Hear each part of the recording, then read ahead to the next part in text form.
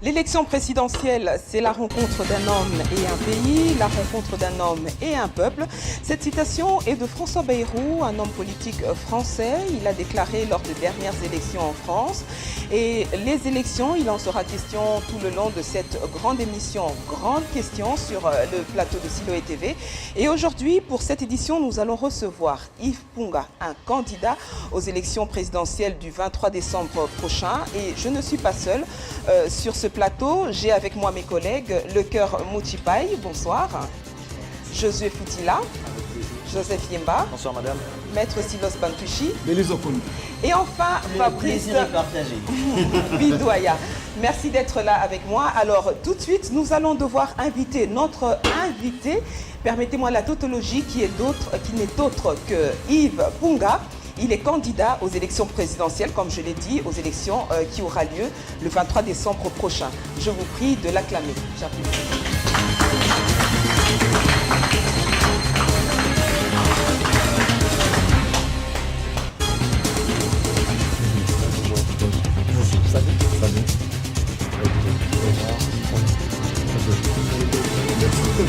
Bonjour madame. Bonjour monsieur. Je vous prie de vous asseoir. Merci. Je vous prie de vous asseoir. Merci. Je vois que tout le monde est tiré à quatre épingles, comme monsieur le futur président de la République, certainement. Bien sûr. Vous allez bien, monsieur Yves Punga? Très bien madame. Très à l'aise à Siloé. À l'aise. Merci d'avoir répondu à notre invitation. Merci. Moi, je vous remercie. Alors, d'entrée de jeu, je vais vous présenter un peu la règle du jeu. Nous allons pouvoir parler de votre programme. Vous êtes donc candidat aux élections présidentielles. Alors, en face de vous, vous avez la crème des journalistes de Siloé TV sur différents chapitres. Oui. Nous allons devoir débattre. Nous parlerons de l'économie, nous parlerons du droit, nous parlerons de la santé et de l'éducation, également des élections et de la politique avec Le Cœur Mouchipai qui vous a déjà certainement reçu dans son émission. Bien sûr, c'est vrai. Alors, monsieur Yves Punga, candidat au présidentiel de la République démocratique du Congo. Pourquoi? Voilà, c'est une bonne question, merci madame. Candidat parce que on dirait que les choses ne marchent pas. Moi, je dirais encore dans un autre langage, le pays n'est pas géré. Alors, on est venu, on s'est dit qu'il fallait qu'au moins qu'on démarre. Le Congo doit décoller. Et voilà pourquoi M. Yves est venu en politique, pour booster l'économie, le développement, pour que le Congolais n'ait plus envier les autres pays. Enfin, pour que le Congo puisse dire adieu, merci Seigneur pour ce grand pays. Alors, monsieur Yves Punga, je rappelle à nos différents téléspectateurs qui nous suivent de partout, cette émission est en direct et vous pouvez réagir. Vous aurez certainement des questions de la part de nos différents téléspectateurs. Alors, le numéro de téléphone par lequel vous pouvez réagir, chers téléspectateurs, c'est le 081 0930 550. C'est le numéro qui est affiché au bas de votre écran. Alors, Le Cœur Mouchipai. Nous parlerons de la machine à voter certainement. Oui, la machine à voter, on parle plus de la politique. Moi, je commencerai avec la politique. Yves Punga, vous êtes candidat à la présidentielle. Vous avez travaillé en Angola. Vous étiez proche de Dos Santos. Vous êtes un grand expert en informatique. Pourquoi vous choisissez seulement la présidentielle alors que vous n'avez pas vraiment d'ancrage ici en RDC? Apparemment, on ne vous maîtrise pas, on ne vous connaît pas vraiment par le public. Oui, vous avez raison, monsieur Le Cœur Mouchipai. Yves, je ne voulus que servir mon pays parce que je suis étudiant, comme beaucoup qui sont en train de me suivre. J'ai terminé mes études, un licencié, mais c'était sous un régime que je n'ai pas su avoir un travail. J'ai même été humilié. Je suis allé habiter dans une école. Et je cherchais pendant 2 années, comme beaucoup, un travail, un toit. Je n'ai pas su. Je réside dans une école, dans des bancs, des classes. Une honte pour un licencié d'aujourd'hui. Et quand je vais en Angola, 1 mois après, ils m'ont embauché. Un pays où je ne parlais pas la langue, pas de famille, rien du tout. Embauché. Un bon salaire, ils m'ont donné des opportunités. Lorsque je rentre au Congo, ce n'est plus moi qui dormais aux écoles ou à une école. Maintenant, ce sont mes voisins. Mais vous voyez les licenciés en train de vendre des unités, des cigarettes. des marchands ambulants. Mais il y a quand même certains jeunes qui ont pu quand même trouver de l'emploi, des jeunes comme vous à l'époque, qui ont pu quand même Ils ont étudié ici. Ils ont étudié ici, ils sont devenus ministres, ils sont devenus cadres d'entreprise. Comment expliquer que vous... Est-ce qu'il y avait une... Vous voulez parler d'une discrimination à votre endroit? Je ne parle pas de discrimination. Je parle de la possibilité et les chances. Vous n'avez pas eu de chance. La RDC ne vous avait pas donné de chance. Qu'est-ce qu'ils demandent? Ils demandent une espérance de 5 ans, de 10 ans. Ils demandent, il faut avoir une recommandation. Il faudrait que quelqu'un puisse vous recommander. Là, c'était où? Mais, dans quelle entreprise, bien sûr? Écoute, je suis passé partout. L'INSS, l'État, partout où il fallait passer. Recommandation. Et d'ailleurs, on demandait même de parler une langue. Si tu parles cette langue, on va vous serrer. Mais écoutez, on a réduit le Congo en a rien. Voilà le niveau où nous parlons du Congo. Donc c'est cette révolte qui vous place aujourd'hui comme candidat à la présidentielle. Ce n'est pas une révolte. C'est une façon de leur dire que le Congo, tout le monde a une chance pour arriver. Vous savez c'est quoi le pouvoir? On nous dit que pour être ministre, il faut avoir un nom. Pour être un PDG, il faut être dans un parti politique. Pour être président, il faudrait que ton père soit quelqu'un. Et moi, je leur dis, mais quelqu'un qui vient de la rue peut aussi rivaliser avec eux. Voilà. Mais est-ce que toutes ces personnes qui ont accédé à des postes de responsabilité, qui sont devenus ministres, qui sont devenus chefs d'entreprise, ont eu nécessairement des parents ministres, des parents ont eu des recommandations, monsieur Yves Punga? C'est quand même assez sévère, vous ne pensez pas? C'est pas sévère, madame. Vous savez, je ne sais pas dans quelle optique vous voyez le Congo. Allez dans tous les pays voisins, vous verrez des pays sans rien être développés. Ils sont développés. Leurs jeunes gens, leurs jeunes étudiants ont des chances pour aller au marché d'emploi. Mais lorsqu'on arrive au Congo, il y a des restrictions. Il y a un groupe d'individus qui pensent que le Congo est basé sur l'amitié, la famille. Mais non, les chances c'est pour tout le monde. Quand le soleil s'élève tout le matin, c'est pour tout. Le riche, le pauvre, le mauvais, le bon. Et ça devrait être ainsi pour les affaires de l'État. Quand nous venons en politique, vous avez politisé même les entreprises. Quand ils sont politisés, les ministères, alors la majorité silencieuse, ces gens-là qui n'ont rien, personne. Monsieur Yves Punga, nous allons rebondir avec le secteur éducation. Je l'ai dit tout au début de l'émission que nous aurons aussi à parler de l'éducation. Alors, je vais revenir, nous allons rester dans aussi, la politique. Monsieur le président, monsieur le candidat président, vous n'avez pas vraiment répondu à ma question. Je voudrais vraiment savoir pourquoi vous êtes candidat. Je suis candidat au nom parce que j'ai voulu que la majorité silencieuse puisse s'exprimer. Depuis des temps, au Congo, il y a un groupe d'individus qui se disent, qui sont opposants, pouvoir, majorité, c'est tous les noms qui se donnent, un groupe de 5% peut-être. Mais la majorité silencieuse, cette personne-là qui est dans des villages, que son grand-père est allé se baigner dans une rivière. Son père et lui-même n'a jamais eu l'eau de la riche des eaux, l'électricité, toute sa vie. C'est ces gens-là. Mais elle représente quoi, cette majorité, ce que vous appelez majorité? 90% de la population congolaise est une majorité silencieuse. Ce sont des gens qui n'ont personne pour parler. Délaissés pour compte. Délaissés pour compte. Ce sont ces gens-là, lorsqu'il veut rouler, il veut aller à l'école, il y a l'embouteillage pendant 4 heures du temps. Il n'y a pas de bus. Quand il va à l'école, le professeur lui demande un branchement. Il faut payer pour passer. On ne voit plus leur intelligence. Ces gens-là, lorsqu'ils vont vendre, ils payent les impôts. Il y a de la saleté partout. Leurs enfants finissent les études, n'ont pas d'emploi. Alors, je disais tout à l'heure... Vous êtes candidat à la présidentielle, vous n'êtes pas seul, il y a plus de 21 candidats en lice. Vous venez pour affronter ces élections. Est-ce que vous pensez aussi à une coalition? Coaliser avec d'autres candidats, parler soit d'une candidature commune, comme certains évoquent déjà? Monsieur Lecoeur, Moutipai, vous avez raison. La politique s'est faite en ce qu'on appelle dans des concertations et dans les coalitions. Mais écoutez, je veux bien. Mais l'opposition, lorsqu'ils font leur réunion, ils nous appellent des frétas. Ils ne peuvent pas être avec de frétas. Est-ce que vous pensez qu'ils n'ont pas tort? Parce qu'il faut avoir aussi un public derrière vous, une population qui vous accepte. Est-ce que Yves Punga est connu? Ah voilà, la population. Lorsque Yves Punga est venu, quand je suis venu en politique, ça veut dire qu'ils avaient peut-être il y avait 100% d'électeurs pour eux, l'opposition. Mais quand on est venu en politique, peut-être 40 sont venus sur Yves Punga, ils ne savent pas. Leur unité de mesure, ce sont ces gens-là, quand ils crient, ils se passent dans la route.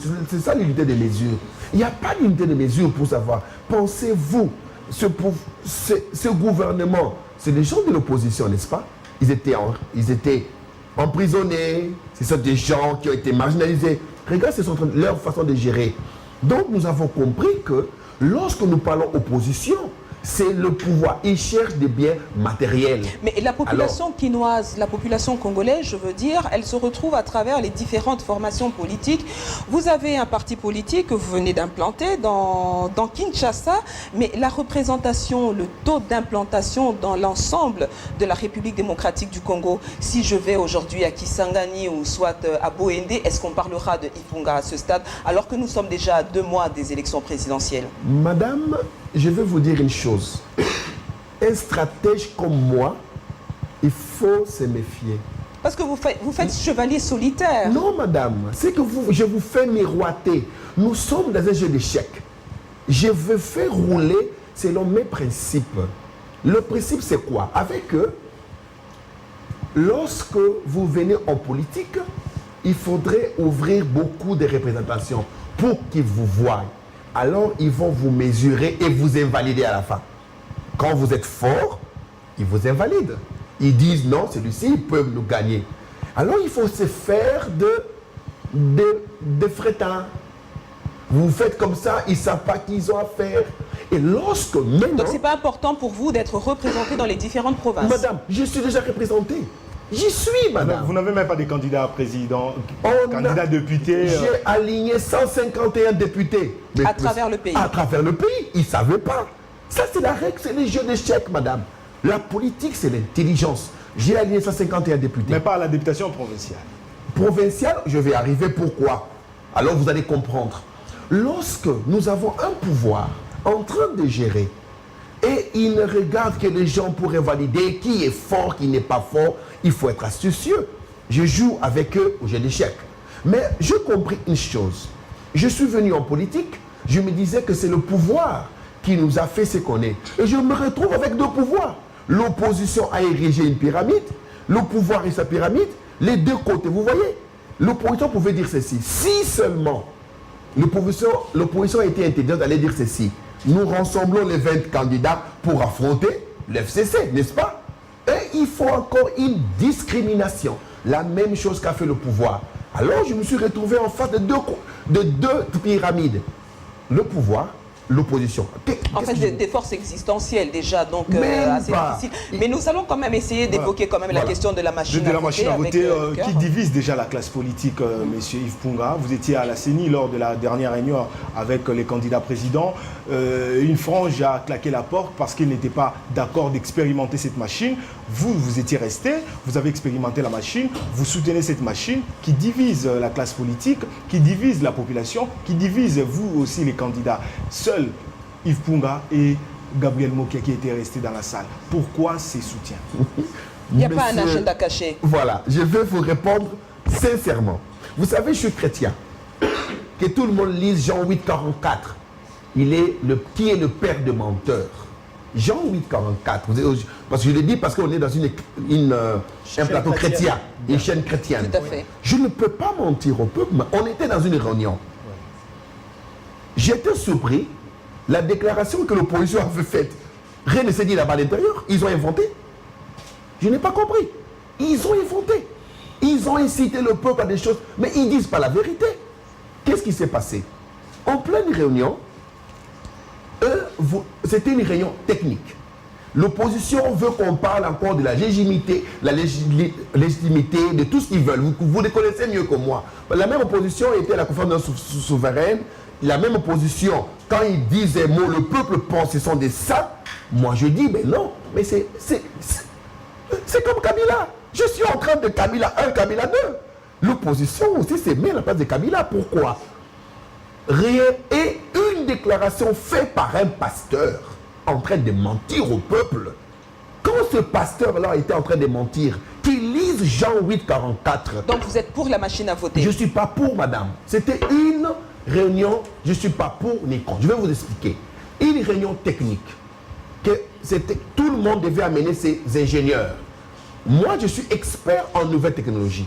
Consultant d'une entreprise américaine spécialisée aux élections et aux empreintes biométriques. Ça, c'est mon travail pendant 18 ans. J'arrive là-bas pour tester, n'est-ce pas? Je suis professeur d'université. Quand on me pose, on me dit tester, je vais tester. Subitement, l'opposition dit qu'on doit sortir.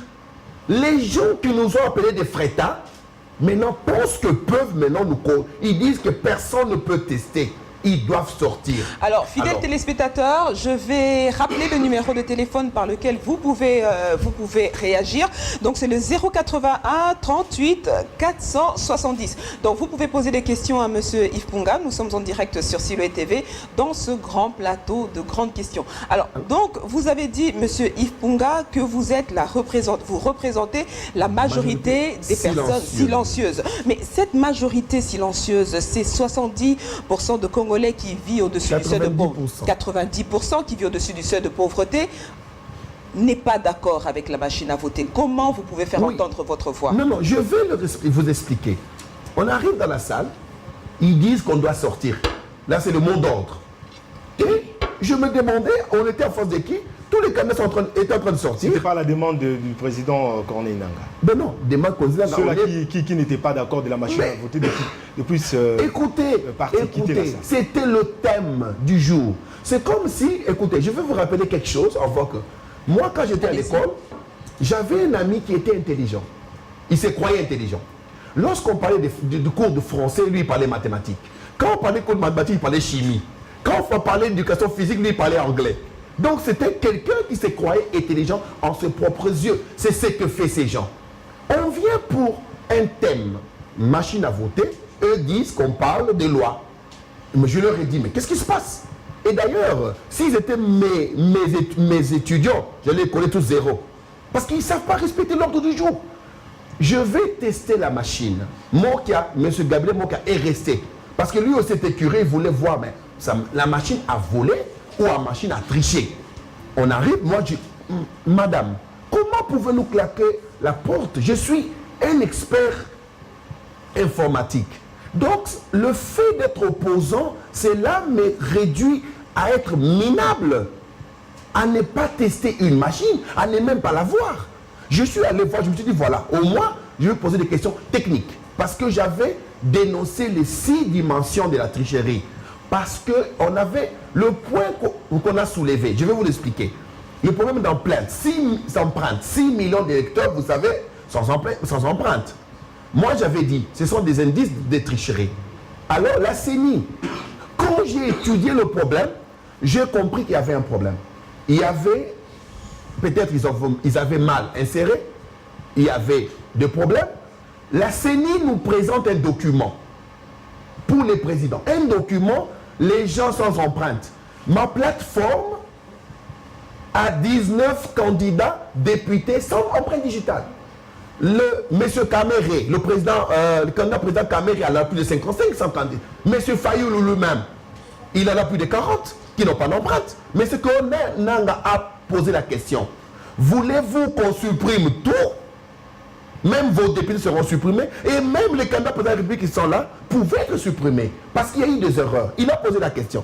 Il a remis un document. Moi, j'ai vu ma plateforme et on a compté, c'est vrai, 19 candidats, un candidat à Kinshasa et 19 à travers la République. Monsieur Fayoulou dira la loi est dure, mais c'est la loi, il faut tout supprimer.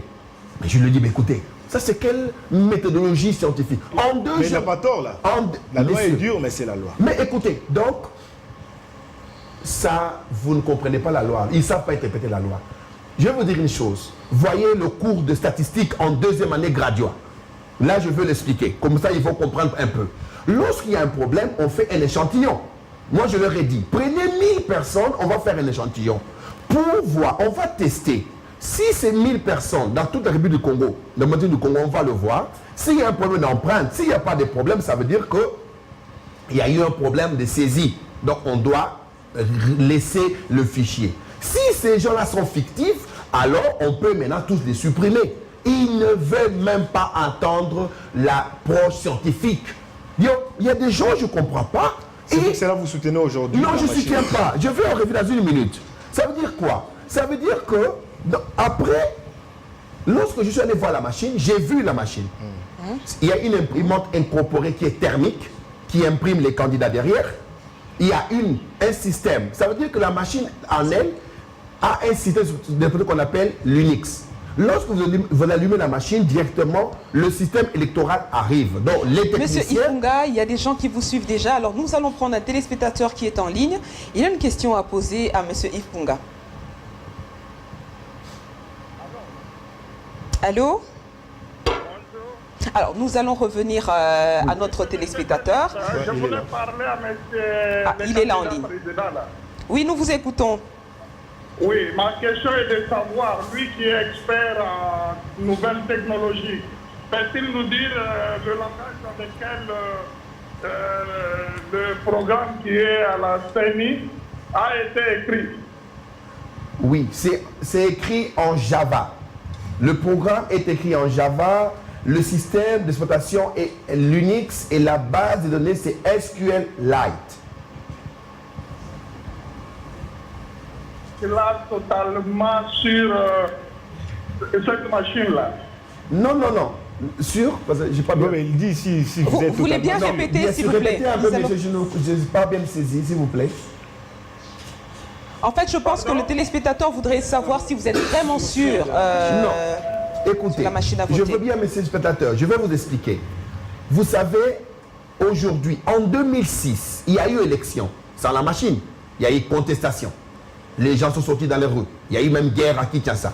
En 2011, M. Tshisekedi avait dit qu'il était candidat et il y a eu un problème.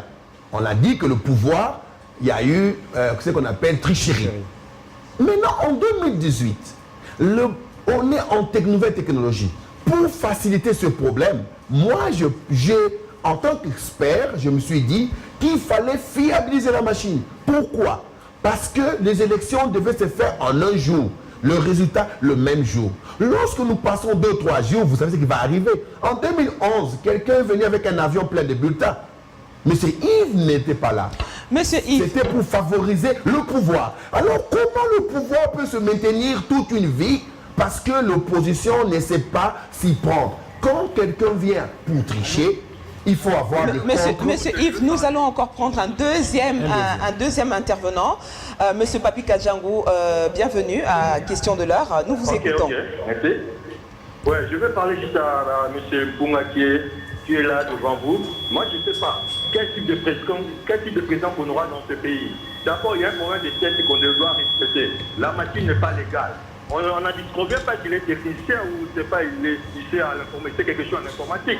Mais d'abord, la circonstance, la chose doit être d'abord légale avant qu'on procède. On a suivi tout le monde. Personne n'a refusé la machine. Tous les candidats n'ont pas refusé la machine. Il faut que ça soit d'abord légal avant qu'on examine.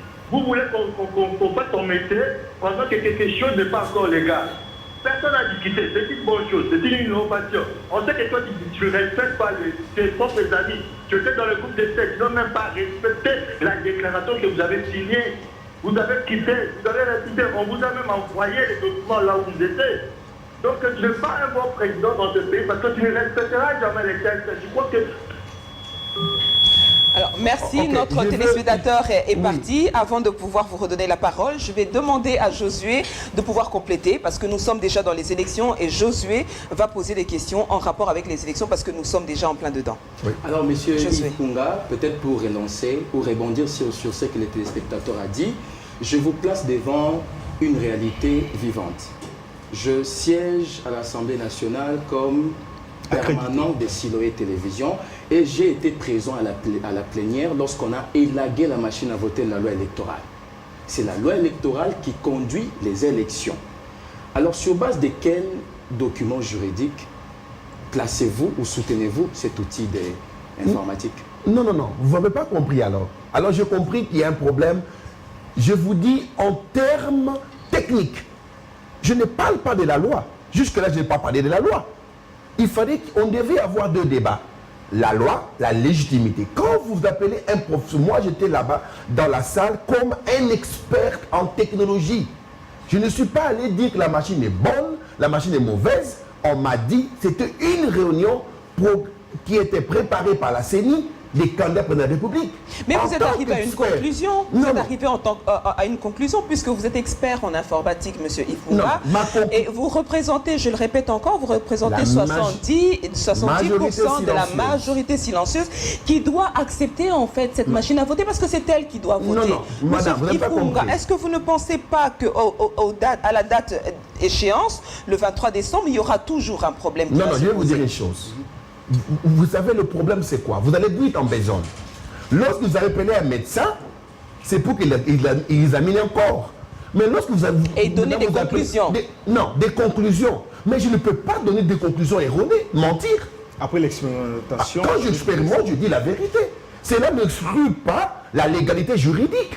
Il ne faudrait pas qu'on confonde les choses. Il y a la légalité juridique. Si la CENI a utilisé la loi ne dit pas la machine à voter, c'est la loi. Alors, mais quand on dit, quand la CENI dit les experts, et tous ces candidats, la première réunion étaient là, nous sommes convenus que nous viendrons pour expérimenter la machine. Ils étaient là, n'est-ce pas? Alors, lorsqu'on me dit, technicien, donnez votre avis, je dis, mais cela ne dit pas que la loi est en dehors de tout ce qu'on est en train de faire. Maintenant, il y a deux démarches à faire. La machine à voter, techniquement, peut nous aider à avoir des élections et d'ailleurs pour que le régime puisse laisser, pour que le Congo puisse se développer. Mais il y a aussi la loi. Si la CENI a utilisé la machine contrairement à la loi, la machine ne vaut rien. Alors n'appelez pas M. Yves Punga en tant que candidat expert pour mentir au peuple. J'arrive là-bas, je vois la machine, je dis mauvaise machine. Machine qui ne fait rien. Là, pour que l'opposition m'acclame, je dis la vérité technique. La cacophonie a commencé du moment où ceux qui ont claqué la porte ont dit au président de la CENI, avant de parler technicité, parlons d'abord légalité. C'est pas ça. Ouais. Non, non. Lorsque vous parlez, écoutez, l'ordre du jour était la machine à voter et les empreintes, n'est-ce pas? L'ordre du jour. Il y a toujours une confusion. Moi, je ne comprenais rien. On parle d'une chose, on est venu, même M. Corneille n'a pas répété, mais messieurs, on est venu pour un thème. Eux, ils vont, parce que j'ai tout compris. Vous savez, on a toujours fait la politique en dehors. Quand vous êtes à l'intérieur de la politique du Congo, vous verrez, moi, les gens veulent une transition. Les gens veulent des postes ministériels. Ils compliquent parce qu'ils ne veulent pas les élections. Ils veulent maintenir encore Kabila au pouvoir encore 2-3 ans. Mais monsieur Yves Punga, on a compris, madame. Monsieur Yves Punga, dans ce cas, aujourd'hui, après avoir expérimenté la machine à voter, vous avez donné des diagnostics, des résultats, je veux dire, en tant qu'expert. Qu'est-ce que vous direz à vos électeurs? Parce que jusqu'à ce jour, la machine à voter est une pilule amère pour la population de Vous avez raison. Non, elle est une pilule amère. Bon, madame, je veux bien une pilule amère. Mais quand on a dit qu'il fallait la voir, depuis la mer, on va la voir ou on ne va pas la voir? Moi, je suis la seule personne qui a donné les 6 dimensions à tricher de la machine à voter. J'ai posé des questions à la CENI, les 6 dimensions. Ils m'ont jamais répondu. Ifunga, nous avons un téléspectateur qui est en ligne. Monsieur Kibangula, bienvenue à Grande Question. Oui, bonjour. Alors, Monsieur Ifunga vous écoute. Oui. Je voulais savoir, qui est expert de la machine, est-ce qu'il peut nous dire aujourd'hui cette machine peut permettre la tricherie, à quel niveau, et si ça ne peut pas permettre la tricherie, c'est une machine à utiliser absolument. Okay. Merci, Monsieur Kibangula. Okay. Monsieur maintenant, je vais donner maintenant des pistes. Vous savez, j'ai parlé de la machine, n'est-ce pas? Laissez-moi vous donner des pistes, ce que devait faire l'opposition. Vous savez, lorsque la CENI insiste qu'il faut utiliser la machine, il faut voir la main. Il ne faut jamais utiliser la politique de la chaise vide. On l'a fait quand on était enfant, la conférence nationale souveraine, on l'a fait. C'est ça l'opposition du Congo. Ils disent non. Moi, je les appelle les non-istes. C'est un courant où il faut, même quand on dit un chat est un chat, ils disent non, c'est un chien parce que c'est Yves qui l'a dit. Même si ça viole la loi. Non, écoutez, il n'y a pas de problème de loi. Qu'est-ce qui se passe? En tant qu'expert, pour répondre à notre ami qui vient d'appeler, Monsieur Kibangula, l'opposition devait s'asseoir. On devait tous les candidats pour dire, Mais c'est à moi je peux vous dévoiler maintenant toutes les formes d'une tricherie de cette machine. C'est à moi de dévoiler. C'est moi qui peux vous dire qu'est-ce qui s'est passé. Comment est-ce que la CENI peut nous tricher à partir de la machine? Mais l'opposition, j'ai envoyé un document à toute l'opposition, au gouvernement, aux ambassades, comment la CENI pouvait tricher. Ils n'ont jamais voulu répondre. Ces gens-là, c'est comment? C'est comme des dieux. Non, le pouvoir, c'est un dieu. L'opposition, c'est un des dieux. Ils disent, mais c'est qui ces messieurs? Maintenant, ils ont peur maintenant de la diagnostic de monsieur-là, de Freta. Comment est-ce que la machine à voter pouvait causer un problème selon notre spectateur? Je vais vous le dire. Ça, je ne l'ai pas dit parce qu'il y avait peu de temps là-bas à l'extérieur. Premièrement, s'il y a tricherie, c'est dans le code source. C'est quoi le code source? C'est le code de la programmation. Donc, l'entreprise qui a créé le logiciel, moi je dis, j'ai vu, n'est-ce pas? Mais j'ai posé des questions. Qui a créé le logiciel peut faire quoi? Peut aussi manipuler les codes pour dire ceci. Si c'est M. Yves, voit en plus. Si c'est M. Lecœur ou M. Joseph, voit en moins. Dans le code source, j'ai demandé à la CENI où se trouve le code source. Alors, nous avons Maître Mage qui est en ligne et qui nous suit religieusement. Maître Mage, nous sommes à vous. Monsieur Ifunga vous écoute. Oui, alors, monsieur Ifunga, je dis ceci, hein. C'est bien bon de dire tout ça. D'abord, avant d'analyser une chose, on parle de la légalité d'abord. L'analyse vient après. La légalité précède. C'est ça d'abord le problème. Et puis, deuxièmement, la machine que vous analysez à la CENI, est-ce celle-là qui sera sur le terrain ou bien c'est sur le sol? Il faut aussi poser cette question. Toutes les machines viendront après. Elles sont les mêmes que vous avez expérimentées. Une autre question, ça aussi, monsieur. Merci. La légalité d'abord. Ok. Est-ce que ce sont les mêmes machines qui ont été expérimentées par la population? C'est pour cela que j'ai dit à l'opposition, à tout le monde. Il y a d'autres machines qui viendront certainement après. Mais non, on devait se rendre, je l'ai dit, on devait créer une commission technique.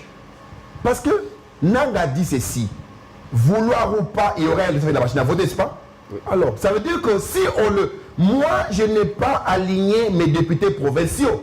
C'était à cause de la machine à voter. J'ai dit ceci, si la machine à voter ne trouve pas de solution, je ne l'alignerai pas. Subitement... Il y a eu des solutions. Non, l'opposition est allée déposer sans nous. Nous, on n'a pas déposé et on a déposé. Monsieur, voilà un peu le jeu. Est-ce que vous ne serez pas en train de jouer le jeu de la majorité? Parce que la majorité a été la première. C'est dit déjà.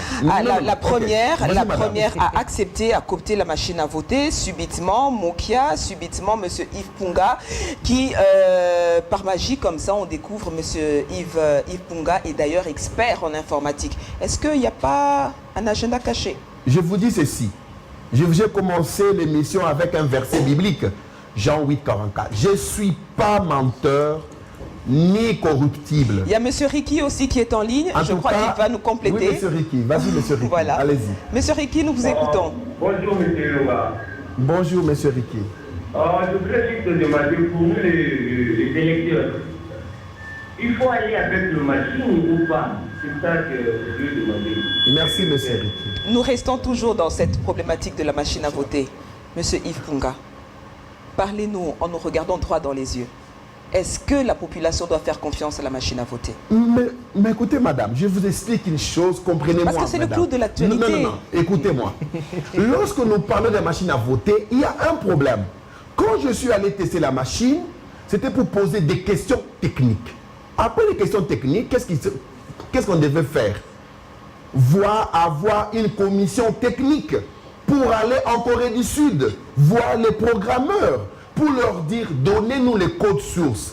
Et l'opposition devait avoir un système de contrôle que la machine à voter puisse être fiable. Alors, Josué, nous allons prendre une deuxième question avec Josué. Nous allons toujours garder donc la question des élections. Oui, alors, nous progressons avec Josué. Il est vrai que la machine à voter actuellement, c'est une pomme des discordes. Alors, les téléspectateurs sont restés sur leur soif, la légalité de la machine à voter. Mais par la même occasion, j'aimerais savoir, vous allez en solo. Vous êtes candidat, bien sûr, vous serez une fois élu président de la République. Vous n'avez pas la majorité au Parlement. Ne voyez-vous pas que ce Vous parlez de quel Parlement? J'ai 151 députés. Non, je suis président de parti politique, d'une plateforme politique et j'ai 150 députés et que nous allons gagner. Alors, ça ne représentera pas la moitié de l'hémicycle. Sur les 500 là, l'Assemblée nationale et les assemblées provinciaux. Bien sûr. Ne pensez-vous pas que ces assemblées peuvent vous mettre les bâtons dans le haut? Monsieur le journaliste, comment les noms j'ai oublié? Josué Foutila. Monsieur Josué Foutila. Vous savez qu'est-ce qui a détruit le Congo depuis qu'on était enfant? Toujours.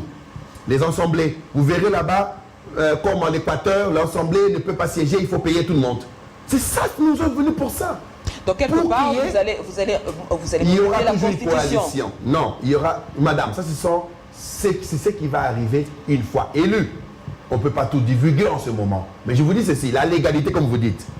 Pour parler de la légalité, moi je suis dans un scientifique fait ceci. Lorsque une institution comme la CENI dit on part aux élections avec la machine à voter, vouloir ou pas, mais qu'est-ce qu'il faut faire? Il faudrait qu'on aille à la Cour constitutionnelle, on doit saisir le système juridique parce que c'est là la loi va s'interpréter. Mais lorsque nous allons, quand ils ont accepté une réunion technique, c'était pour qu'on parle technique. Moi d'ailleurs, la personne qui est en train de trouver la machine à voter, c'est moi. Parce que j'ai posé 6 questions à la CENI, n'a jamais répondu. Mais la CENI a répondu à 3 jours les 45 questions de l'UDPS. J'ai lu les questions de l'UDPS, je me suis dit, ben, qui a conçu ces questions? Purement étudiants première année, ils n'y pas. Et la CENI s'est précipitée de répondre à l'UDPS, a répondu. Mais à Yves Punga, ils n'ont jamais répondu. Alors, monsieur Yves Punga, notre centrale est vraiment saturée à l'heure actuelle. Nous avons tout plein de téléspectateurs qui sont en train de nous appeler. Nous allons prendre Martin Mikaï avant que nous puissions prendre quand même la question économique, qui est quand même assez importante. Alors, monsieur Martin, bonjour. Allô? Oui, monsieur Martin, nous vous écoutons. Oui, monsieur Martin, vous êtes en direct. Bonjour, madame. Alors, monsieur Yves Punga est là. Je voulais, en fait, la question était déjà posée, mais je voulais que vous laissiez à monsieur Yves Punga de continuer avec ce type de la tricherie de la CENI. C'est-à-dire qu'il nous explique comment la CENI peut arriver à tricher aux élections. Il a commencé avec le code source, mais vous l'avez peut-être passé dans des questions politiques. Je voudrais que vous le laissiez qu'il nous parle de la technique afin que nous puissions bien sûr voir comment la CENI peut tricher aux élections avec la machine à voter. Merci. Exactement. Merci beaucoup. Alors monsieur Yves Punga, vous avez la parole. Nous avons parlé. D'accord. Je vous le concède. On vous laisse 3 minutes. Parlez-nous des sites techniques. Non, juste 3 minutes. Parlez-nous des sites techniques, monsieur Yves Punga. 6 dimensions de tricherie. D'accord. La CENI, pour tricher, c'est comment? Avec le bulletin des électeurs, les bulletins électoraux. Ça veut dire quoi? Ça veut dire que la machine à voter vient avec 900 et quelques bulletins, n'est-ce pas? Mais la CENI dit qu'elle a commandé 100 000 ou 120 000 machines. Ça veut dire déjà on a 90 millions d'électeurs. Or, on devait avoir 40 millions d'électeurs. Ça, je l'ai dit dans tous les journaux. La deuxième dimension, c'est quoi? C'est la carte d'électeur maintenant. Il y a des électeurs qui ont 5-10 cartes. Et la CENI aussi, la loi dit qu'une personne peut voter pour 1000 personnes, 100 personnes par dérogation. Le vote est individuel. Ça veut dire quoi? J'ai demandé à la CENI, le système qui a émis la carte d'électeur, on devait l'avoir dans toutes les circonscriptions électorales. Pour que quand une personne arrive pour voter, elle présente sa carte d'électeur et puis on valide directement et on clique sur un bouton à voter. Et ça va doit partager dans tout le Congo pour qu'enfin que cette personne ne puisse pas voter 2 fois. Ainsi, nous n'aurons que 40 millions de personnes qui iront au vote. La troisième dimension, c'est quoi? C'est maintenant avec un choix. Si on opte pour la machine à voter, il y a une solution. Et si on optait pour le papier. Quand il y a eu l'élection en 2006 et 2011, il y a eu tricherie. Pourquoi? Parce que les 2 dimensions n'ont pas été respectées. Les bulletins de vote et la carte des lecteurs. Mais la troisième dimension, c'est quoi? C'est la machine à voter. Elle devait avoir un système de géolocalisation. Qu'est-ce qui prouve que la machine à voter de Béni ne sera pas en Bandata ou à la méthode d'un gouverneur en train d'imprimer ses candidats toute la nuit et remettre à la machine. Et remettre la machine le matin pour que le peuple puisse voter. Après, ils vont faire des bourrages des urnes. Ce sont des questions que l'opposition n'a jamais voulu écouter. Et maintenant, ils sont dans une impasse. Ils disent que moi, je soutiens la CENI. Quatrième dimension. La quatrième dimension, c'est quoi maintenant?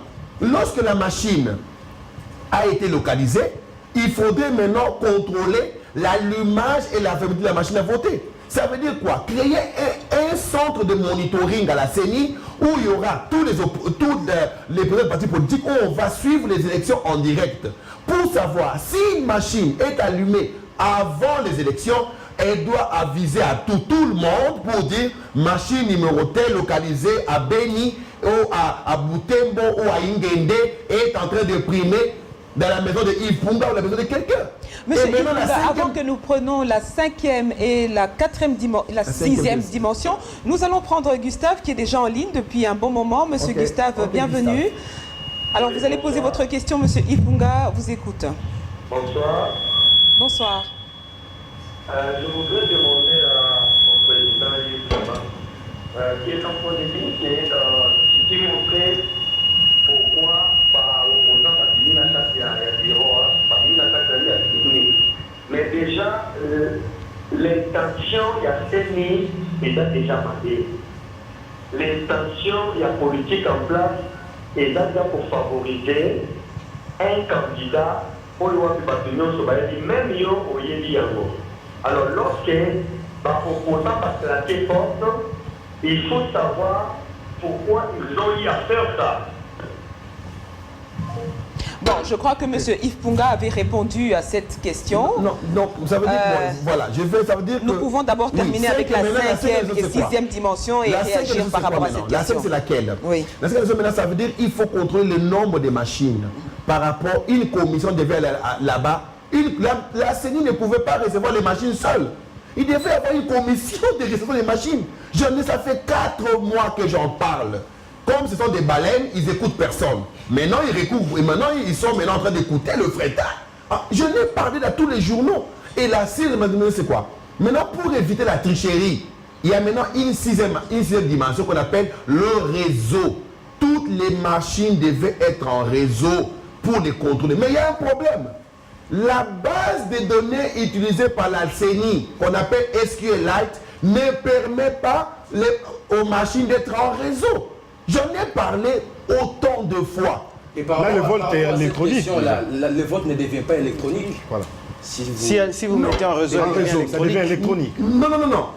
Je vous dis c'est que la loi interdit. Non, la loi, écoutez, quand on parle de loi interdite, et aussi exhibe la loi, l'article 47, ils voient les trucs de 200 et quelques têtes, il y a tout le monde, la CENI l'a même dit, s'il faut aller à la loi, nous pouvons dormir ici, nous aussi on a des arguments. Lorsqu'il y a deux tendances, deux courants qui parlent de la loi, il faudrait que la technique entre en jeu. Ça veut dire quoi? Ça veut dire que nous, techniciens, on pouvait dire oui ou non à la machine. Mais ça veut dire qu'ils ne veulent pas écouter. On est en face des gens. Entre la technicité et la légalité, c'est la technicité qui... La légalité, selon vous. Mais là, c'est la CENI aussi a des juristes. Et la Cour constitutionnelle, elle est là, elle a été saisie. Elle ne tranche pas pourquoi. Vous allez défendre pour la CENI. Mais non, je ne défends pas pour la CENI. Moi, d'ailleurs, je pose des questions qui sont compliquées pour la CENI. La CENI n'arrive pas à me répondre jusqu'aujourd'hui. Donc, si nous devons réagir par rapport à la question qui vous a été posée par M. Gustave, je crois comprendre à travers vos propos que, quelque part, l'opposition joue double jeu. L'opposition joue... Voilà, vous avez compris. L'opposition joue double jeu, pourquoi? Parce que moi, je leur ai donné on a donné toutes les armes pour dire non à la machine à voter. Ils n'ont jamais voulu. Eux veulent ceci. On dit non. Maintenant, M. Nanga leur a demandé. Démontrez-moi qu'elle n'est pas bonne. Or, la loi dit, M. Nanga a envoyé son conseil juridique pour expliquer la loi. Et aussi, on passe des heures en train de tergiverser. Parce qu'il y a un courant. Lorsque la technique vient, les 6 dimensions pouvaient aider à tout. Moi, je dis ceci. Là, je dis, c'est que dans ma déclaration, je dis... Il y a un téléspectateur en ligne, M. Mwaka. Oui, M. Mwaka. Je crois que nous allons prendre M. Mwaka qui est au bout du fil. Bienvenue, M. Mwaka. Oui, allô? Oui, M. Mwaka, nous vous écoutons. M. Yves Punga est là. Monsieur Mwaka, c'est ingénieur Patrick. Ah, ingénieur Patrick. Oui, je voulais poser des questions. Allez-y. La première, c'est de savoir, mais il va checker la machine pendant combien de heures. La deuxième, Il a dit que la base de données SQL ne permet pas la machine. SQLite. Merci. Oui. Ne permet pas la machine d'être connectée au réseau. Oui. La première chose, c'est de connecter les machines à réseau. La base de données WAD, c'est après. Si les machines sont connectées à réseau, je ne sais pas. Les serveurs sera où? Ici à Kinshasa ou à distance? Selon votre connaissance et selon ce que vous avez checké les machines, je ne sais pas. Merci beaucoup. Ok. Merci, ingénieur. Donc, c'est encore et encore le sempiternel problème de la machine à voter. Parce que les gens ne comprennent pas. Lorsque je parle de réseau, j'ai donné même un document à la CENI.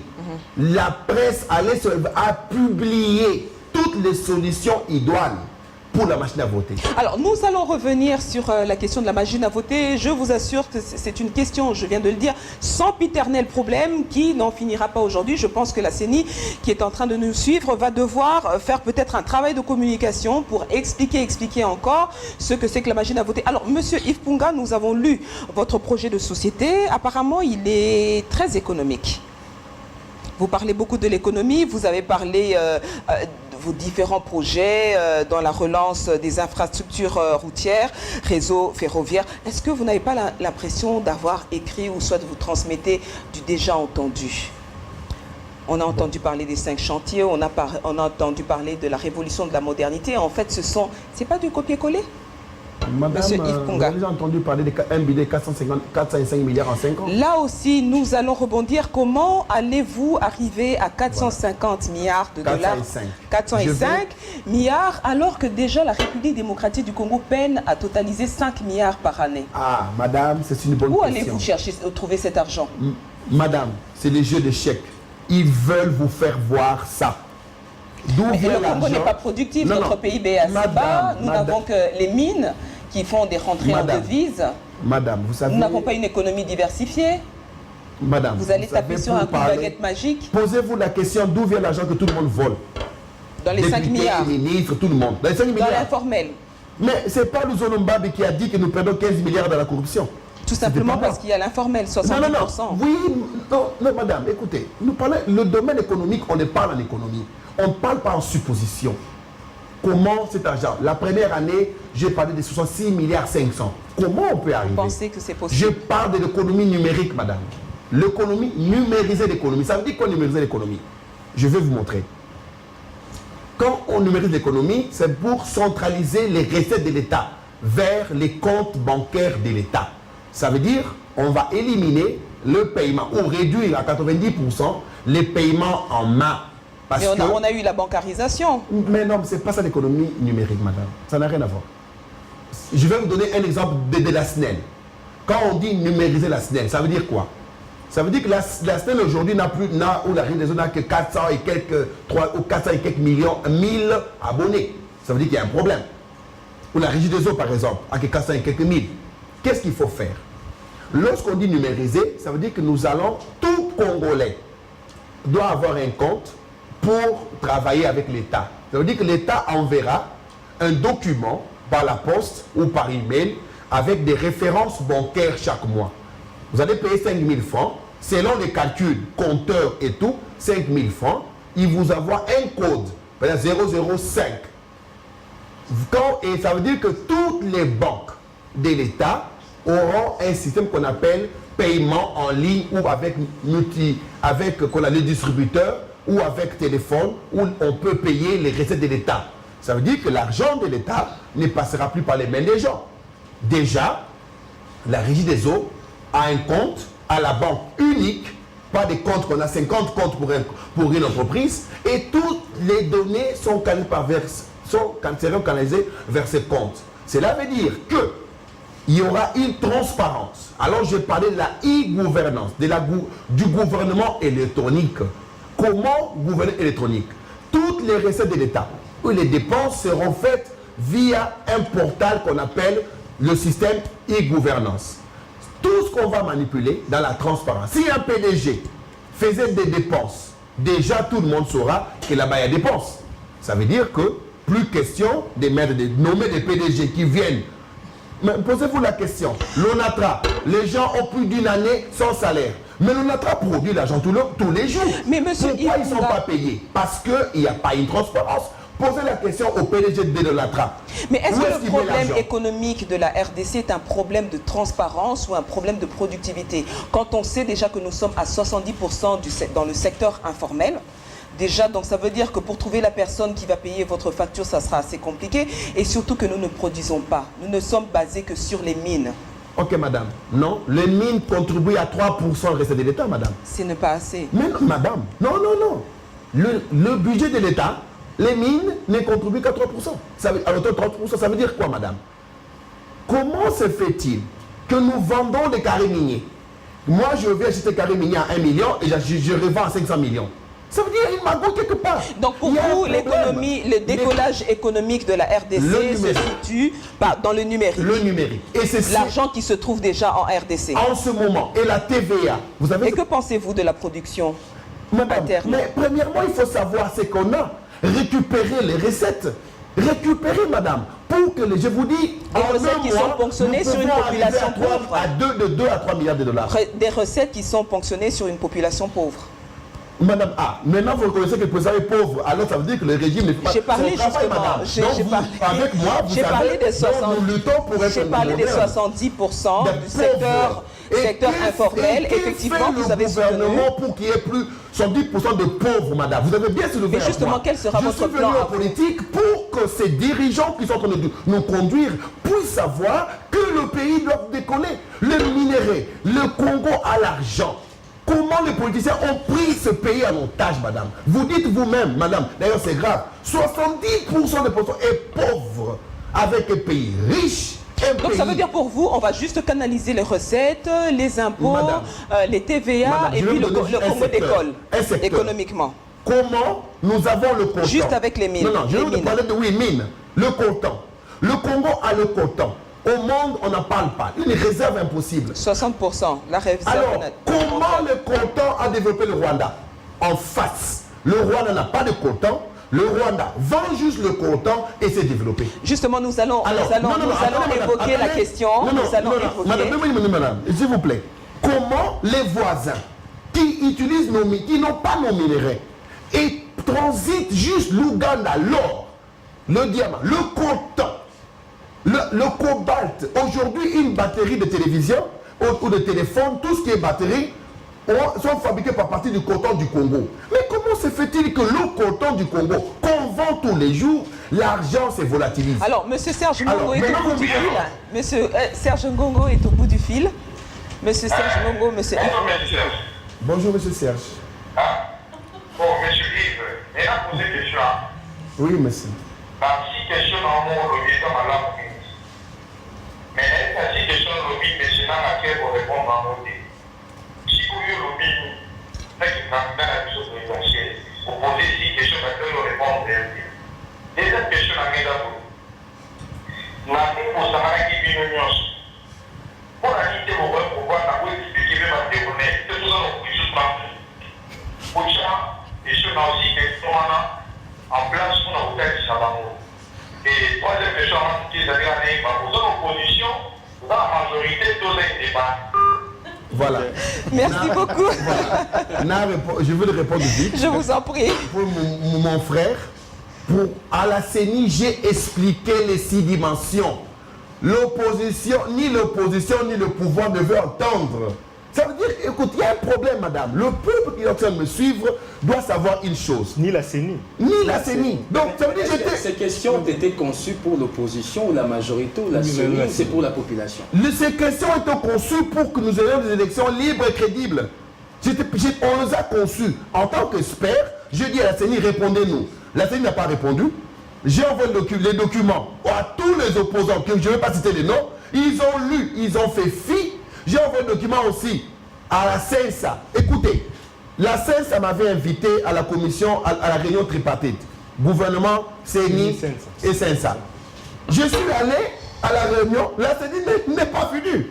Parce qu'elle savait que j'allais poser des questions techniques. Mais le problème c'est quoi? L'opposition veut se baser sur la loi. Les élections approchent. Ça veut dire qu'ils feront où? Il y a un problème. Moi qui suis expert, je n'ai pas aligné mes députés provinciaux à cause de la machine à voter. Mais eux qui ne connaissent pas la machine à voter et qui disent aujourd'hui la contestation que la loi est dure de la loi, ils ont aligné leurs députés. Mais monsieur Pourquoi? Serge, je veux savoir, vous êtes de l'opposition ou de la majorité? Je suis le parti est du centre pur, pas ce centre-là de la majorité. Je parle du centre pur. Ça veut dire quoi? Nous voulons la majorité silencieuse dépend de ses dirigeants. Madame, il y a un centre du pouvoir. Il y a un centre un peu comme la société civile. Mais moi, je suis plus opposant. Madame, je suis plus opposant parce que je m'oppose aux 17 années du pouvoir. Mais les opposants vous rejettent. Madame, non, pourquoi madame? Non, non. Madame, vous avez raison, madame. Bon, on m'a dit qu'ils me rejettent parce que j'exige que tous ces gens-là puissent nous montrer peut-être qu'il faut passer leur à l'IMT. diplôme. Non, le problème a commencé où? J'avais exigé à tous ces gens de nous montrer leur diplôme. Vous voulez gérer le Congo, dites-nous où vous avez étudié et vos diplômes. Ça a commencé. Alors le deuxième point, c'est aussi quoi? C'est lequel? J'ai aussi demandé aux gens qui ont soutenu Kabila. Pendant qu'ils ont écrit des livres qui restent avec Kabila, qui ne montrent pas l'opposition. J'ai dit encore à d'autres aussi, madame, qui sont en train de dire beaucoup de non, non, non à tout le monde. Au fait, ils travaillent pour le pouvoir. Parce qu'en 2006, ils ont travaillé avec le pouvoir. Monsieur alors, c'est là que je leur dis, madame, je leur dis ceci, je leur pose la question pour dire ceci. Mais comment vous tous, amis que vous êtes, vous vous rencontrez la nuit dans vos lieux et vous voulez mentir au peuple? Alors là, la position maintenant m'a détesté. D'ailleurs, c'est bien pour moi parce qu'au moins, je parle pour la majorité. Monsieur Yves Punga, nous avons encore beaucoup de questions. Il y a beaucoup de téléspectateurs qui nous suivent. En tout cas, notre centrale est vraiment saturée. Mais avant de prendre encore un autre auditeur téléspectateur au bout du fil, je vais prendre monsieur Joseph Yeba parce que la question de la diplomatie, l'ingérence, la souveraineté de notre pays est une question qui garde encore le clou de l'actualité. On a entendu le vice-premier ministre, ministre des Affaires étrangères, marteler là-dessus plusieurs fois dans ses rendez-vous internationaux, parler de l'ingérence, parler de la souveraineté de l'État. Bien Joseph sûr. Yemba. Alors, monsieur Yves Punga, vous aviez d'ailleurs tout à l'heure évoqué le problème du Rwanda, qui, on a remarqué, ont un lobby fort et ce n'est pas le cas avec la RDC et peut-être vous aurez un avis à émettre là-dessus. Mais face à la mondialisation aujourd'hui, on parle des concerts des nations.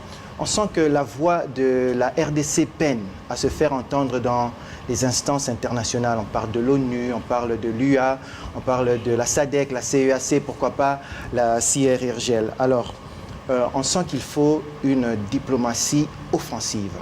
Quelle est votre lecture et votre avis là-dessus? Vous avez raison, la diplomatie congolaise, elle est un peu en bas. Pourquoi, madame? Parce que la communauté internationale a compris juste une chose. Il y a des gens qui veulent s'éterniser ministre et président au Congo. Alors, ils mettent des bâtons dans les roues de tous ces gens. Ça veut dire quoi? Aujourd'hui, nous parlons de la globalisation. Moi, Yves, je prône que le Congo doit être le moteur de l'Afrique. Dans tous ces pays-là que vous citez, moi je prends une coopération bilatérale vraiment étroite. Mais où le Congo va gagner et gagnant-gagnant. Aujourd'hui nous vivons, nous avons un lac où il y a du gaz, on peut avoir l'énergie, le Rwanda exploite, nous on n'exploite pas. On a des parcs où on paie. Ça veut dire que le Congo est en train, et notre diplomatie n'en parle pas, en train de subir ce grand problème, M. Joseph, de la discrimination. Au fait, parlons un peu de l'environnement. Le Congo a la tourbière, a le pays des grands lacs, a ses forêts, la forêt équatoriale, où on ne peut même pas, nous, exploiter notre pétrole parce que ça va polluer tout ce qu'ils disent. Mais qu'est-ce que nous en gagnons? Rien du tout. Ça veut dire qu'on nous interdit nos droits et d'autres pays qui ont le pétrole sont en train d'exploiter leur pétrole. Le nôtre, qu'est-ce que devait faire le gouvernement? Devait exiger une taxe ambientale de l'environnement à tous les pays. Nous allons prendre Monsieur Enoch, nous allons prendre Monsieur Enoch qui est en ligne. Bienvenue Monsieur Enoch. Alors Monsieur Yves vous écoute. Monsieur Enoch. Monsieur Enoch. Monsieur Enoch, nous vous écoutons. Monsieur Yves est là. Oui Monsieur Enoch. Oui Monsieur Enoch, nous vous écoutons. Essayez de vous éloigner de votre poste téléviseur. Bonjour, monsieur. Et non seulement traiter le problème. Ok, mais le problème est que la majorité des gens qui consomment la machine ne comprennent pas les facettes que lui parle là. Il est tellement très haut qu'il doit essayer d'expliquer à l'ignorance que la population moyenne puisse comprendre et qu'elle ne soit plus manipulée par les autres opposants. Parce qu'elle utilise le langage chinois pour faire passer le message. Il faut essayer de s'expliquer par le langage chinois, un langage simple pour que tout le monde comprenne son idée. C'est la machine à voter. Okay. Alors, Monsieur Enoch est vraiment préoccupé par la question de la machine à voter. Je crois que ce sera le dernier mot que nous allons vous donner avant de pouvoir clore cette émission. Vous allez devoir expliquer ça en lingala. Donc, pour Bana Kinshasa Nyonso, Onyoso Bazolanda Bisopa, Koka, comprendre exactement machine à voter Zanine. Les machines à tricher, tout les machines à voler. Toko Zongelango Nasuka. Mais Monsieur Yves Punga Azaiki Kolobana Biso par rapport à la souveraineté en Mboka, l'ingérence. Est-ce que le fait que le gouvernement, on a entendu ce discours plusieurs fois dans les différentes sorties diplomatiques, ingérence, est-ce que ce n'est pas une manière aussi pour l'actuel pouvoir de faire entendre la voix de la RDC dans le concert des nations? Non, madame. Lorsque un pays ne produit rien, nous dépendons de tout de l'extérieur. L'extérieur, mais écoutez. Donc vous pensez qu'il faut faire encore le lèche-bot de la communauté internationale? Madame, je vais vous dire, madame, nous avons ici le cuivre. Depuis 1960 qu'on exploite Mobutu 65. Le cuivre. Avez-vous déjà vu une école ou ISTA ou une université qui enseigne aux enfants l'exploitation du cuivre, la transformation du cuivre? Il n'y a pas. Le fer. On achète le fer ici, les Chinois nous ramènent les barres de fer. On paye 20 fois, 50 fois le prix. Ça veut dire qu'il n'y a pas ingérence. Nous n'avons pas su gérer notre pays. Nous dépendons de tout. On vend à l'extérieur des produits bruts. On ne les transforme pas. Qu'est-ce qu'ils vont faire? Qu'est-ce que le Rwanda fait? Le coton, il le fait, il le manipule, il vend à l'extérieur. Ça veut dire que nous, pourquoi on n'en fait pas? Madame, nous condamnons. Nous avons compris que nous avons des politiciens qui veulent s'enrichir. Mais parce que chaque fois, les politiciens, il faut que la communauté internationale vienne, il faut que le Conseil de sécurité défile, vienne essayer de rencontrer la majorité, l'opposition, pour vous mettre d'accord, pour que vous puissiez avoir un même langage. Il y a toujours la communauté internationale, donc c'est pour ça, aujourd'hui, on parle d'ingérence. Madame, donc c'est peut-être l'immaturité de la classe politique. Madame, la classe politique congolaise n'arrive pas à résoudre ces problèmes. Moi, j'étais à la CENI. Mais il faut commencer par quelque part. Dire non et se dire, on se regarde dans les yeux. On est là, chacun a sa parole. Il n'y aura jamais un consensus. Parce que le Congolais aime le pouvoir. Moi, si on me disait, Monsieur Yves, choisissez un candidat unique, moi, je peux donner ma voix à Est-ce que vous ne pensez pas qu'il faut réinventer la classe politique? Madame, c'est pour ça que nous prenons la nouvelle classe politique, madame. C'est vous et moi, la nouvelle génération. Nous avons des politiciens qui sont avec Mobutu. Mais déjà, vous êtes assez controversé. Mais non, madame. On a le politicien, c'est qui? C'est qui le politicien? Les gens qui sont avec Mobutu. Alors, avec Kasavubu Lumumba, ils sont toujours là. Mobutu, ils ont dansé pour Mobutu. Ils sont venus danser pour Kabila. Et ils veulent encore devenir président. Et député, qu'est-ce qu'ils vont faire? Qu'est-ce qu'ils vont nous enseigner, madame? Monsieur Yves Punga, une dernière question. Comment est-ce que vous voyez la relation avec l'ancienne puissance coloniale, la Belgique? Parce que depuis l'indépendance, les relations sont tumultueuses. Vous vous souviendrez avec la Deuxième République de Mobutu. Actuellement même, vous avez vu comment la situation est difficile. On a fermé la maison Schengen.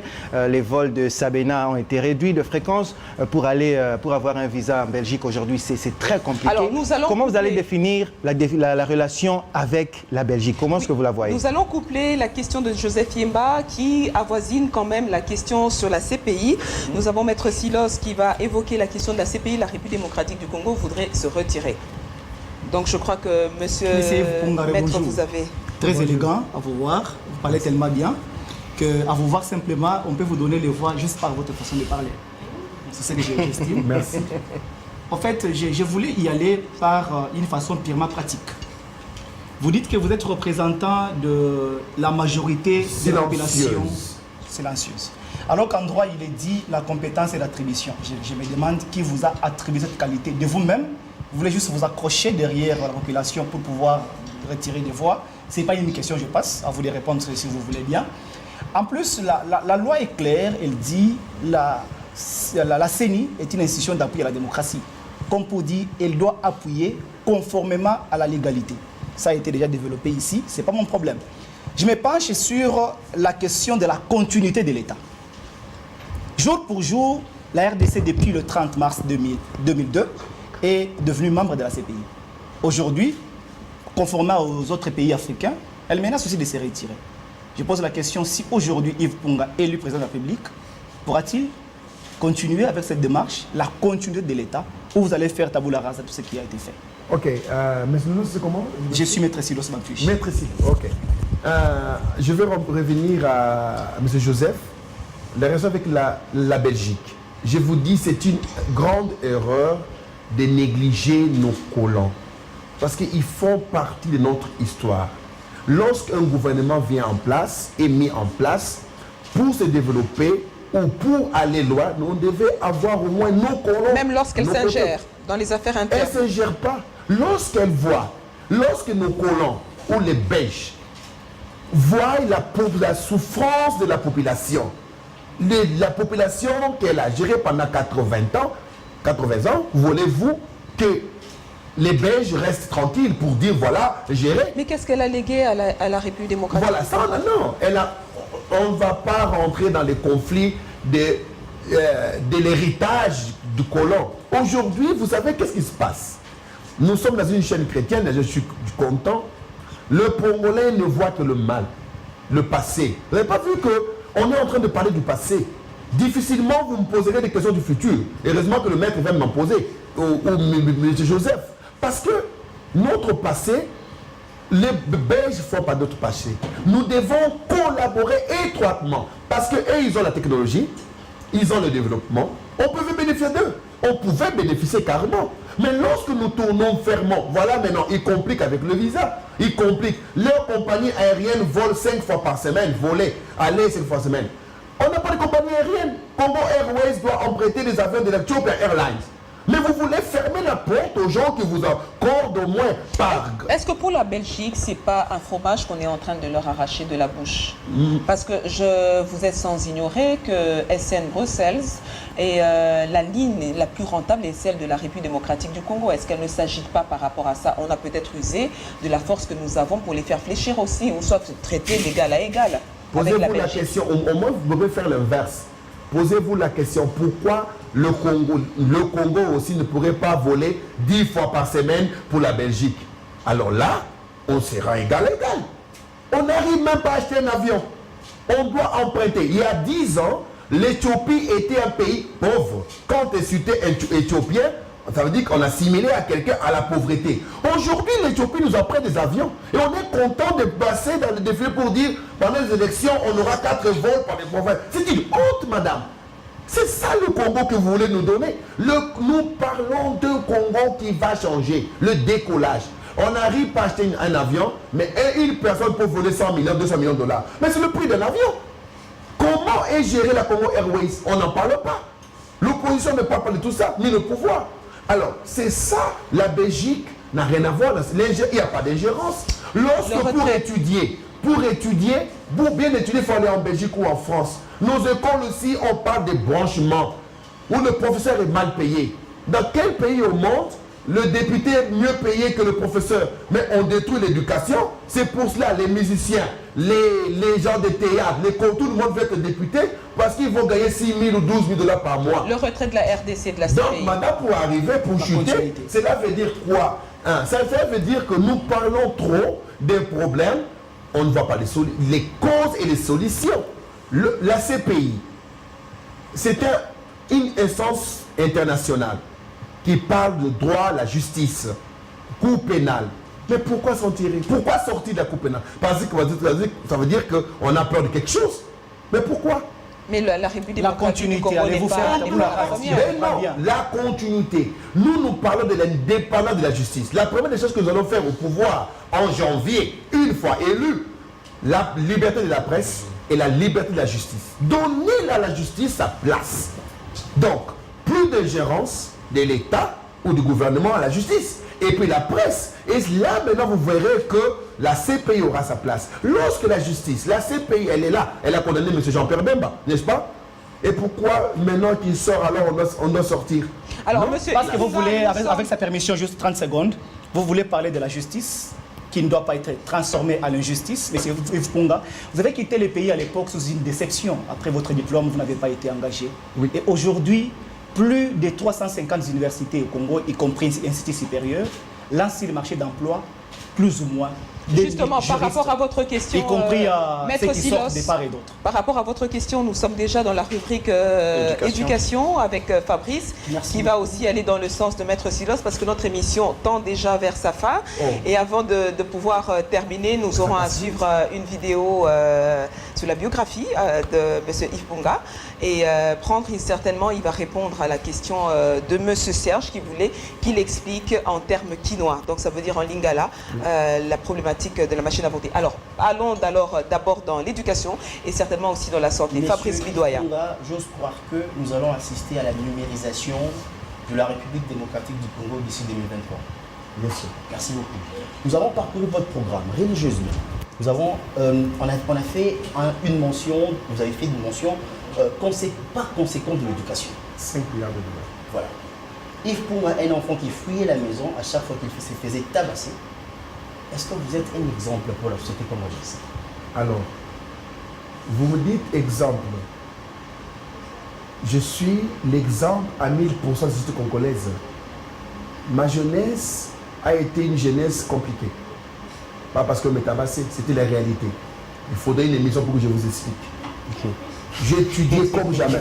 Pas celle-ci. Non, j'ai étudié. Mon père était docteur en droit en 1981. Il n'a pas su avoir d'emploi.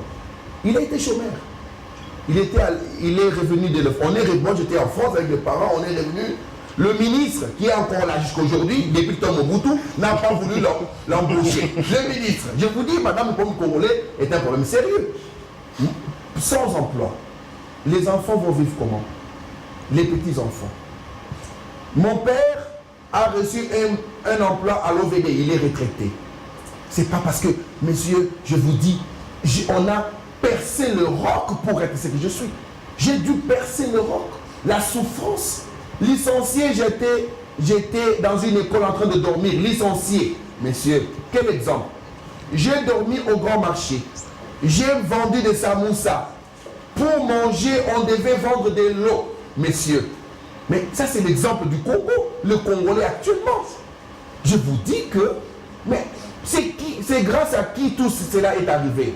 La classe politique de Mobutu qui sont là, et de Kabila, 17 ans au pouvoir, ils sont encore là.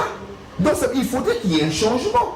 Pourquoi il va souffrir? Donc ça veut dire, messieurs, si vous êtes mariés un jour, vos enfants vont souffrir, parce qu'avec ce pouvoir, ou avec les gens de la classe politique ancienne, ils ne veulent pas qu'il y ait changement.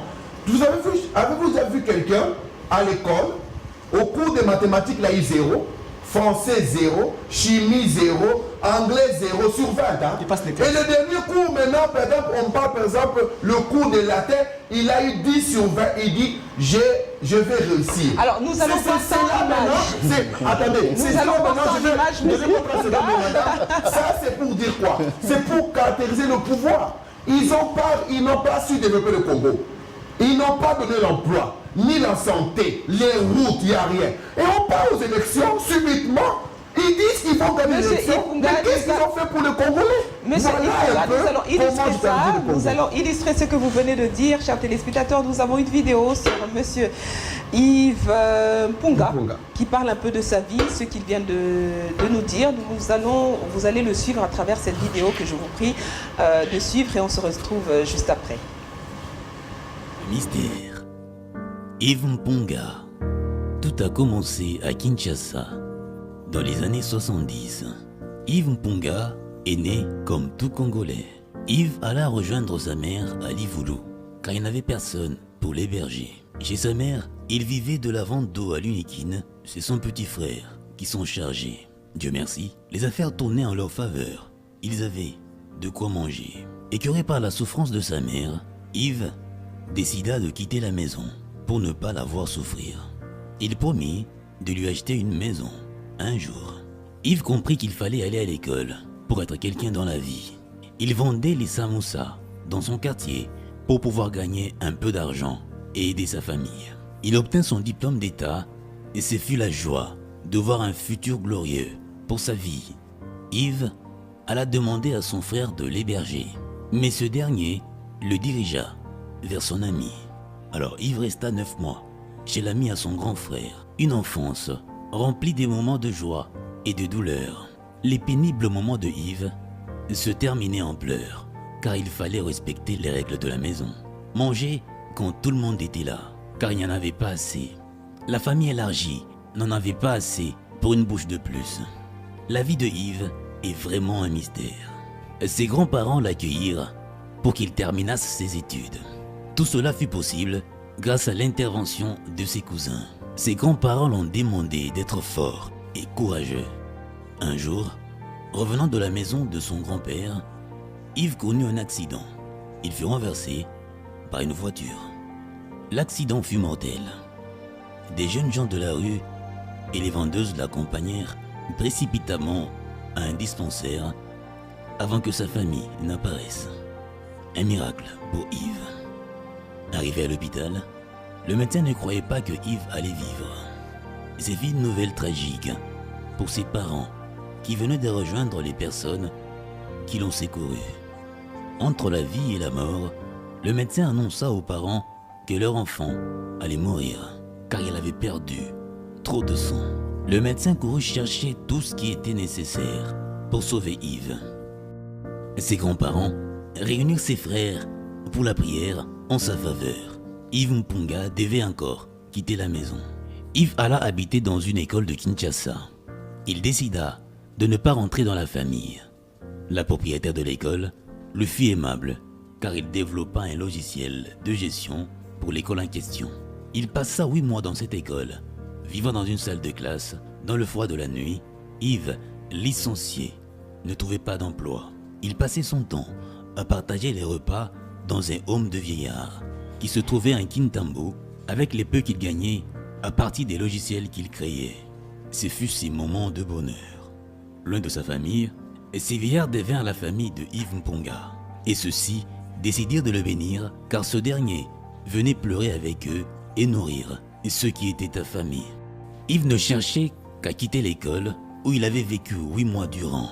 Ce jeune licencié du Congo se voit en train de chercher à faire du commerce le long de la frontière avec l'Angola. Il marcha pendant 6 semaines à pied pour atteindre Kafuntu, l'une des villes d'Angola. Yves a vu des gens être tués pendant cette longue marche, des mines et les jeux de cache-cache avec les policiers angolais. Yves voulut quitter le pays et tenter sa chance en Suisse, mais ce fut l'échec total. À l'aéroport de Kinshasa, il fut arrêté.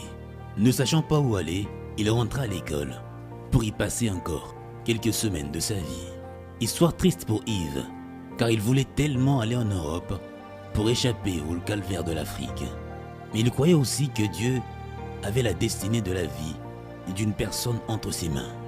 Ayant été abandonné par ses proches, l'option immigration était devenue l'espérance de la vie de ces derniers. Les souffrances des jeunes Congolais sont relatées par la vie de Yves Mpunga. De la rue à la porte du pouvoir, veut amener les jeunes Congolais vers une autre dimension de l'espoir d'une vie meilleure. Yves Mpunga veut rassurer à tous les Congolais qu'il est possible de sortir de nulle part et devenir un des acteurs capables de changer le cours de l'histoire du Congo.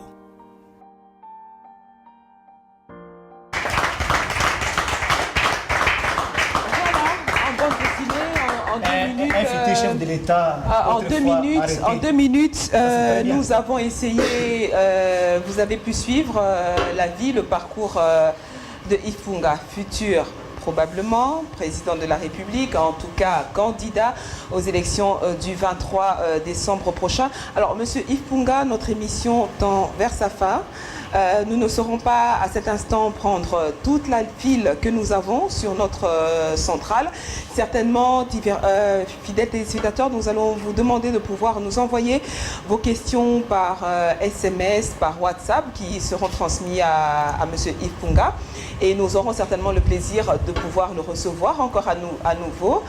à nouveau. Alors, Monsieur Yves Punga va devoir nous expliquer, comme l'a souhaité ce Quinois, Monsieur Serge, si je m'abuse. Monsieur Serge alingaki okokakoe bisabiso na lingala, parce que Kinshasa ezali batu balobaka lingala, en tout cas République démocratique du Congo, lingala ezali deuxième langue. Donc erozala malamu mingi Monsieur Yves Punga oloba na lokoto ya lingala. Batuba Yokayo, machine à voter, je ne sais pas comment ça s'appelle, mais en tout cas, Batuba se base sur machine à voter.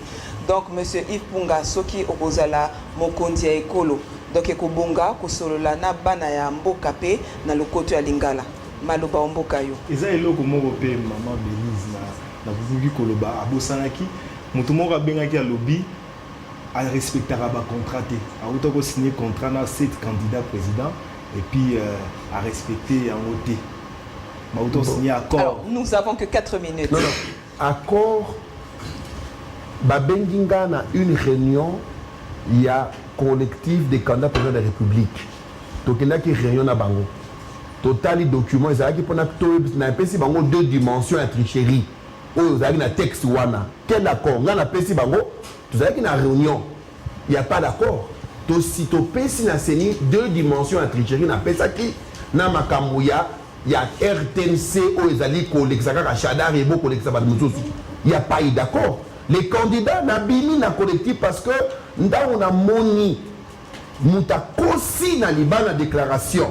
O asala ki déclaration na pasteur a kosaki na bini na groupe na ba on a longwe. Wana ndezali makamba Congo. Donc au continue na réunion le mususu au bimi libana zo kosa. Moi, je suis bobenga ye pe ngana senga kibile bobenga na débat nanga na eto so makambo wana débattre na débat baya nga zo la coute na zo ya bango zo bakandezo tout ye te donc boyi bobenga matin Fayulu Félix Sekedi Kamere baya na débat moni nini Congo ekufi pona nani ba potisa ba lingaka débatté bazo tima ba débat pona nani parce que ba yebi ke bango débat bango zaleka et d'accord, Kabila doit partir. Le reste, il y a un monde qui a débat parce que il y a un centriste. Pour nous, il y a Kabila, il y a opposition, il y a Sangisi Bango. Donc, il y a Kabila. Bopé Sabiso Bila, il y a 17 ans. Bakolo bate bakolo bakala na 17 ans de salaki ta musu boulevard triomphal ta musu na éviter voilà bakolo bango na ba avion pe basombaki na ba avion o ekufa na nzela na ebola pe balongaki Bon oui, na comité international ou ingérence ou économique, ingérence mais na santé, tant que bolaye, tout ça va médecin Batu baziki awa na Congo central, tout ça même pas na ambulance ni ba hôpitaux, ou na bilan. Opposition bilan ba mettre nini? Donc ça la débat papa Yves Punga sikoyo to likambo ya machine à voter. Oui. Alors Congolais bazabola ndala bandeko. Il faut que machine nalobi en tant que technicien machine wana ezali nini na pesi yango machine ndenge ezali ngamu na bimisaki 6 dimensions à tricherie na tindelaki yango na lakisaki ko tricher la machine à voter na tindela yango ba opposant surtout ba boyi na tindelaki même 5 madame na tindelaki na 5 6 dimensions à tricherie ba boki singai bango ba na kana bango pouvoir dans l'opposition, bâtir la pyramide na mutu. Babile, c'est dimension de tricherie. Les lois, peuple, alors qu'il y a une élection. Les Camerounais, il y a un bulletin de vote. Le bulletin de vote n'a tout ni fait ni bouillé. Nan yaza pour imprimer yango. Tout que le candidat président, le parlementaire, tout que la imprimerie et bimaka. Ça a une norme ligne. Et la principale norme, c'est ni. Pour contrôler, il faut la carte, un filigrane, RFID, na kati, balobité. Deuxième dimension, il y a tricherie. Carte de lecteur. Mingi bazar na carte de lecteur est belé. Donc ça veut dire que vous votez les belé. Na sengi na seni boy. Tout tient à chaque séquence électorale, tout tient système, pardon, oyo. Et qu'on contrôle mon tout à voter. Ceux qui ont voté et si carte est bloqué, on va voter sur pour éviter tricherie. Alors, bandeko, neko koma peuple bazo kosa peuple. Peuple na kabata peuple. Oh monsieur machine à voter ma bête, oh monsieur a bien ça malamu loi. Mais les deux courants bataka ko peuple, bazo kosa peuple, botanga nano Jean 8 44.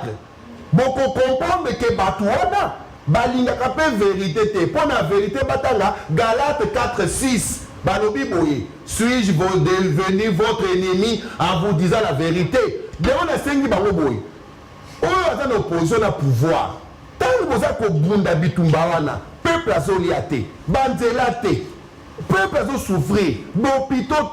Tout le monde a na course oyo et ça pour deux choses. Pour na peuple a souffrir, va conseiller depuis dans Mobutu. Opposition a été nini. Ba benga mo cop. Olofin Kabila obinile kitoko a nommé ministre. Ya mo ni ba on ba bin tala bango bato ba binaki Kabila ebele bango wana pe ba candidat. Et le Kabila les siko. Yemi ba nini. Ba kosi peuple a souffrir. Azo kufa banzala. Bata pouvoir par le peuple a souffrir te to bombi bongo na élection to kabola mbimbe bongo. Mais bongo wana passer la kasiba banzelat. Passer la papesa bato alors madame on a tous madame merci peuple boye. Problème ya Congo zakaka moko. Pouvoir na opposition bazala bango ba camarade ba master ba betaka copie ya shida ensemble. Bondi botala ya nganga na yepo na nayibisa peuple vérité. Nous trois conscience sous peuple congolais à souffrir mingi. Taba opposa bango na pouvoir. Ba c'est la Konde Kabila. Ngai na yé numéro na 17 na yé construit qui ça 17 ans il y a souffrance il y a peuple.